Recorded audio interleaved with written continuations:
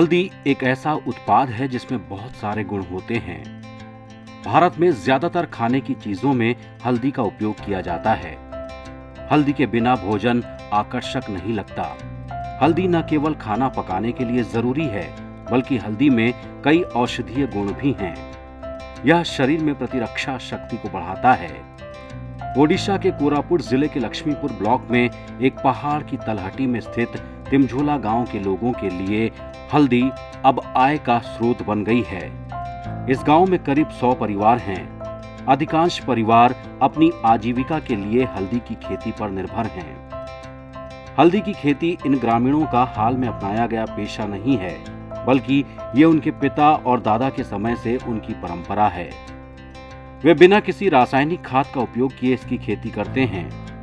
हल्दी की खेती करने वाले इस गांव के काश्तकारों का कहना है कि उन्होंने उस सदियों पुरानी परंपरा को कायम रखा है और गांव की सभी 70 से 80 एकड़ खेती की जमीन में हल्दी की खेती जारी रखे हुए हैं। जैविक खाद का इस्तेमाल करके पैदा हुई इस गांव की हल्दी ने राज्य के विभिन्न बाजारों में एक विशेष स्थान पर कब्जा जमा लिया है और गांव वाले भी इस खेती से अच्छी आमदनी हासिल करते हैं।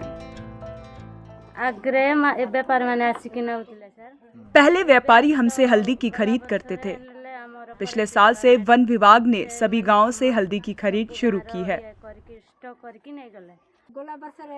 पिछले साल हमें वन विभाग से हल्दी की अच्छी कीमत मिली थी। पिछले साल हमने इसे 90 रुपए किलो बेचा था। इस साल इसकी कीमत 100 रुपए है, लेकिन हमें इस साल अच्छा लाभ नहीं मिला। हमें अपने बैंक खाते में पैसे मिले। उधर स्वयंसेवी संगठन वार्ड के एक अधिकारी बसंत प्रधान के अनुसार, चूंकि लक्ष्मीपुर में उत्पादित हल्दी में अधिक तेल होता है और इसका उत्पादन किसी भी रासायनिक उर्वरक का उपयोग किए बिना किया जाता है, इसलिए इसके औषधीय मूल्य हर किसी को आकर्षित करते हैं। दूसरी ओर तिमझोला जैसे लगभग 30 गांवों के किसान भी हल्दी की खेती में लगे हुए हैं। इसका परिणाम है कि इस क्षेत्र में उत्पादित हर साल 100 टन से ज्यादा हल्दी देश के विभिन्न बाजारों में पहुंच रही है। Odisha rural development and marketing society ORMAS के जिला प्रमुख रोशन कार्तिक ने कहा है कि इस हल्दी में 5.67 से 6.64% करक्यूमिन होता है। इसकी गुणवत्ता की जांच करने के लिए लखनऊ में CSR और NBRI के वैज्ञानिक को भेजा गया है। इतना ही नहीं, हल्दी की खेती करने वालों को प्रोत्साहित करने के लिए ORMAS ने उबालने वाले बॉयलर और सुखाने वाली ड्रायर मशीनों के प्रावधान के साथ एक प्रसंस्करण इकाई यानी प्रोसेसिंग यूनिट स्थापित करने की योजना बनाई है। पहले के समय और अभी के समय में अंतर यह है कि किसानों को अच्छी रकम मिल रही है, प्रसंस्करण अच्छा है और गुणवत्ता बनाए रखी गई है। गुणवत्ता के कारण तिमझोला से हल्दी ने ओडिशा और उसके बाहर अपने ब्रांड को बनाए रखा है।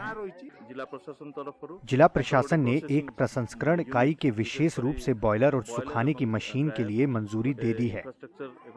बुनियादी ढांचा और मशीनरी की स्वीकृति पहले से ही मिली हुई है। हम कोरापुट ब्रांड की हल्दी बाजार में उपलब्ध करा सकते हैं, जो उनके लिए और ज्यादा कमाने में सहायक होगी।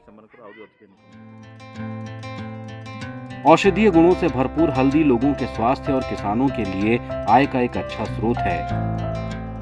इसे विदेशी बाजार के साथ साथ स्थानीय बाजारों में भी प्रतिष्ठा मिली है।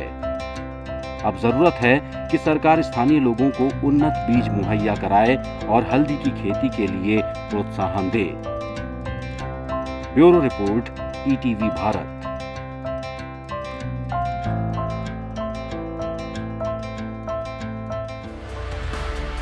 चौबीसों घंटे लगातार खबरें देखने के लिए डाउनलोड करें ETV भारत ऐप।